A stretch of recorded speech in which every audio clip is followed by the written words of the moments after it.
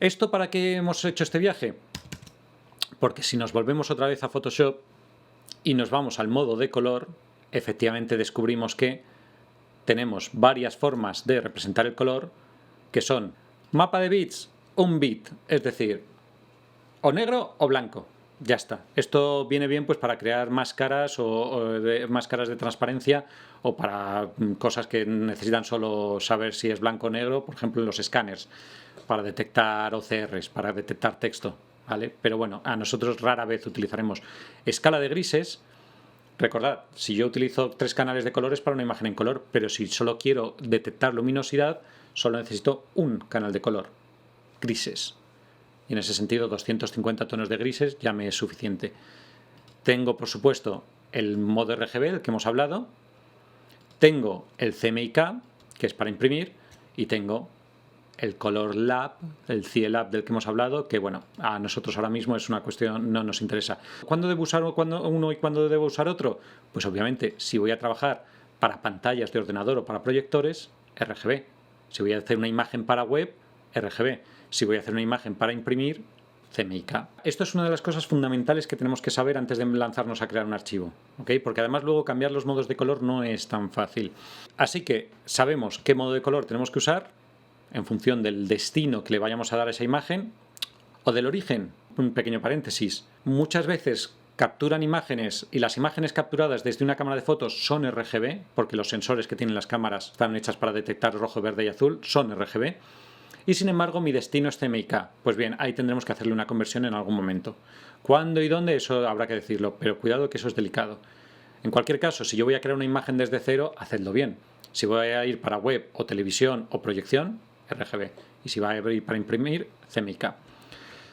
Otro parámetro. Aquí os da cuánta información por canal. ¿De acuerdo? No significa que la imagen en total tenga 8 bits. Se está diciendo cuánta información por canal. Esto en un color RGB estamos hablando de una imagen de 24 bits. En CMYK estaríamos hablando de una imagen de 32 bits. Y como podéis ver, le podéis asignar más bits por canal. Por si acaso necesitamos una imagen de calidad extraordinaria. Esto no tiene ningún misterio. Es si voy a crear una imagen en Photoshop, de qué color va a ser el fondo que voy a tener. Vamos a otro elemento importante a la hora de crear un documento, que son el tamaño. Veremos que si yo me voy al perfil de web, la unidad que me aparece de medida son los píxeles.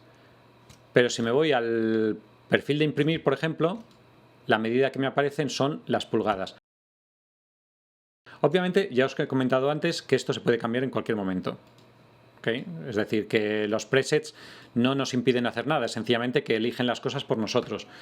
Pero de nuevo, insisto, elegid vosotros las cosas, y si alguien las está eligiendo por vosotros, sabed qué está haciendo y por qué. Y esta es una buena pregunta. ¿Cómo se mide una imagen? ¿En píxeles? ¿En centímetros? ¿En pulgadas? Recordad que las pulgadas no son más que una forma anglosajona de medir los centímetros, ¿ok? No deja de ser una unidad de medida física. Pero ¿cómo se mide una imagen? Su tamaño. Y aquí tenemos que distinguir dos conceptos que además se suelen confundir mucho, que es, una cosa es el tamaño y otra cosa es la resolución. ¿Están íntimamente relacionadas? Por supuesto, pero cuando hablamos de tamaño no estamos hablando de resolución directamente, son dos cosas distintas. Ejemplo, voy a hablar de una imagen que tiene 100 por 100 píxeles, 100 píxeles de alto y 100 píxeles de ancho. ¿Qué tamaño físico tiene esa imagen? Es decir, ¿cuántos centímetros? Voy a hablar en centímetros porque nos sirve para este ejemplo, pero os avanzo una cosa. En resoluciones se suele hablar de pulgadas, no en centímetros. Ahí nos han ganado la batalla. Pero bueno, aún así voy a hablar de centímetros para entendernos mejor. ¿Qué tamaño tiene una imagen que son 100 píxeles por 100 píxeles en centímetros? La respuesta es, depende de la resolución.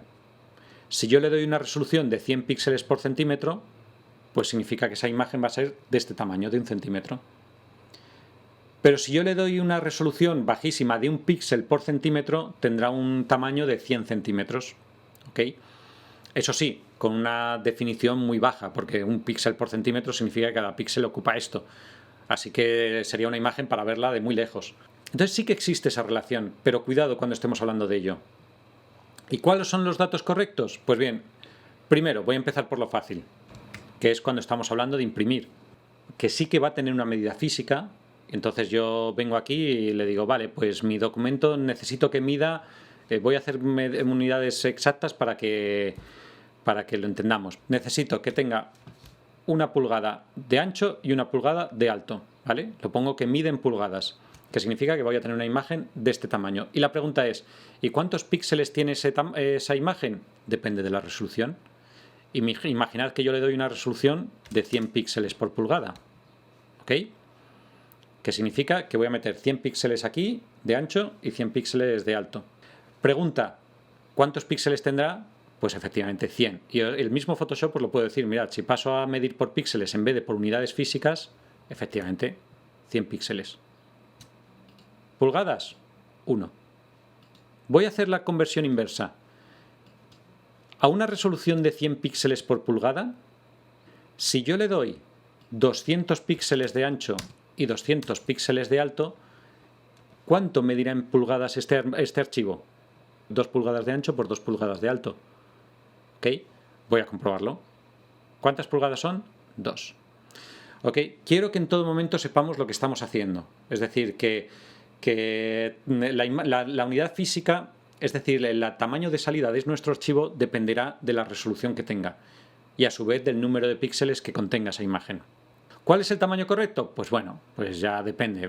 Para imprimir 300 píxeles por pulgada está bien, es para fotografía, 500 es todavía mejor, para prensa pues casi se recomienda 150 o 100 píxeles por pulgada, pero siempre dependerá un poco de qué definición quiero que tenga al final la imagen impresa. Y cuando estoy trabajando, por ejemplo, para la web, y digo, vale, pues voy a hacer una imagen de 800 por 600 píxeles. Y la pregunta es, ¿y qué tamaño tendrá esa imagen? Y ya os lo digo yo, depende. Yo no lo voy a decidir. ¿Por qué? Porque yo cuando pongo una imagen de 800 por 600 píxeles y eso me lo abren en un monitor que tiene un tamaño de pantalla de 800 por 600 píxeles, pues le ocupará toda la pantalla. Y sin embargo, si me lo abren en un monitor de HD que tiene 1920 por 1080 píxeles, pues tendrá un tamaño de pequeñito. Es decir, yo no elijo el tamaño de la imagen, ¿ok? Sino que dependerá de la resolución del dispositivo de salida. Si esa resolución es muy alta, pues mi imagen será más pequeña, y si esa resolución es muy baja, se verá más grande. Lo digo porque cuando estamos trabajando en imágenes de píxeles, tanto para web como para televisión, no existen las medidas físicas, no podemos decir, ¿esto tendrá X centímetros? No, dependerá de dónde lo reproduzcan, y eso no depende de nosotros. Ahora, eso no quita para que cuando estemos trabajando, pues por ejemplo para película o vídeo, y cojamos un preset, por ejemplo, de HDTV, es decir, 1920 píxeles de ancho por 1080 de alto, son medidas que nos tienen que sonar, normalmente por defecto le dé una resolución de 72. ¿Por qué? Porque es la resolución más habitual que tienen los monitores, tanto de televisión como de ordenadores. ¿Garantiza que vaya a tener esa resolución? No. De hecho, por ejemplo, las pantallas Mac tienen más resolución. Entonces, una imagen que en un PC se ve así, en un Mac se ve más pequeño. No podemos controlar dónde van a ver nuestra imagen, pero aún así le damos una resolución, ¿ok? Bueno, le podemos decir si es vertical, por Dios, vídeo en vertical no. Ya hemos visto qué significan estos parámetros, los veremos también más adelante cuando veamos el tamaño del lienzo y demás. Esto, nada, es para, por ejemplo, si estoy trabajando para una pantalla de televisión y quiero que sea vertical, no entiendo para qué queremos una pantalla de televisión en vertical, pero bueno, él lo que hace es conmutar. Ahora tiene más alto que ancho. Pero bueno. Mesas de trabajo. Esto realmente, el que ha trabajado con Illustrator entenderá el concepto de mesas de trabajo, que es crear varios documentos en un mismo archivo. Nosotros no lo vamos a usar habitualmente, pero que sepáis que se puede y tener varias, como si tuviésemos pues eso, varias imágenes, varias mesas. En Illustrator es mucho más práctico, aquí no le encuentro tanta utilidad. Y nos vamos a las opciones avanzadas, aunque no me voy a detener mucho en ellas, pero que sepáis que existen.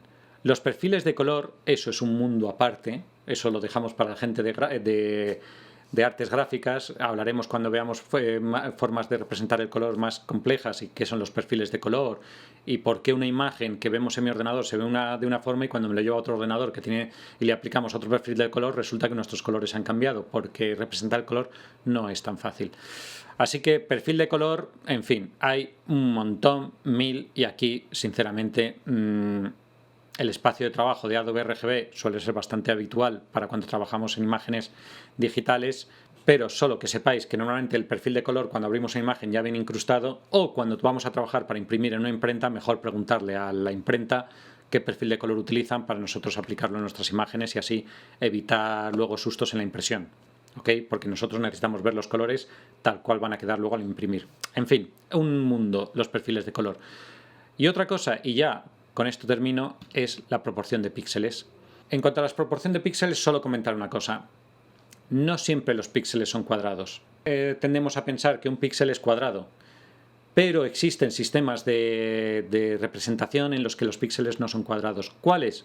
Los de televisión, donde tienen no solo píxeles que no son cuadrados, sino que son un poquito rectangulares, e incluso sistemas de televisión donde una misma pantalla, por ejemplo 720 x 576, que es un tamaño de televisión estándar, pues tiene un tamaño rectangular, ¿vale? Pero resulta que en modo widescreen esos mismos 720 x 576 píxeles se convierten en pantalla panorámica, teniendo el mismo número de píxeles. ¿Y cómo es eso posible? Porque en widescreen, de hecho, si nos vamos a los píxeles rectangulares y vemos aquí, pues efectivamente descubriréis que los píxeles cuadrados, que son los que utilizan las cámaras de fotos, ¿vale? Las imágenes que hacemos para la web son píxeles cuadrados, y generalmente trabajaremos con píxeles cuadrados, pero cuando vamos a trabajar con vídeo descubrimos que existen diferentes formatos de vídeo, los veremos cuando veamos el vídeo, y que vemos que esos píxeles no son cuadrados. De hecho, como podemos ver, el DVPAL tiene unos píxeles que son un poquito rectangulares y también tiene unos píxeles en el DVPAL panorámico que son todavía más rectangulares y convierten una imagen cuadrada en una imagen panorámica. Así que cuidado cuando vayamos a hacer imágenes para vídeo.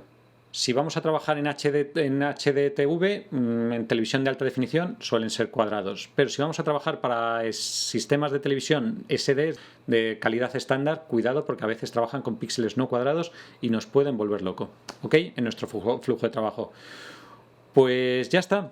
Cuando ya tenemos todos nuestros parámetros bien comprobaditos, es cuando ya efectivamente le damos crear. Ahora sí estamos listos para trabajar en nuestra imagen.